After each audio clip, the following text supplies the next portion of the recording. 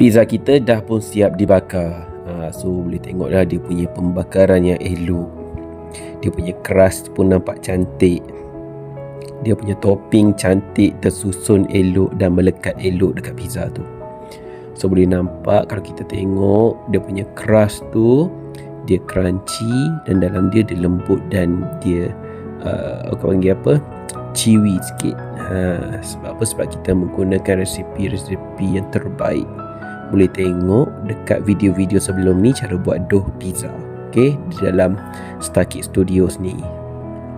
Kemudian dia punya topping tu adalah campuran-campuran bahan-bahan semua yang ada. Dan boleh tengok belah tepi ni pula, dia punya crust tu elok berlubang-lubang kat dalam dia.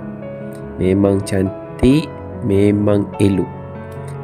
So kalau nak buat pizza nanti, pastikan dia punya crust tu boleh dapat tekstur macam ni. Nampak?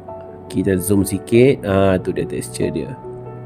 So ini dah boleh dapat satu rasa pizza yang memang terbaik. So siapa yang nak buat boleh cuba.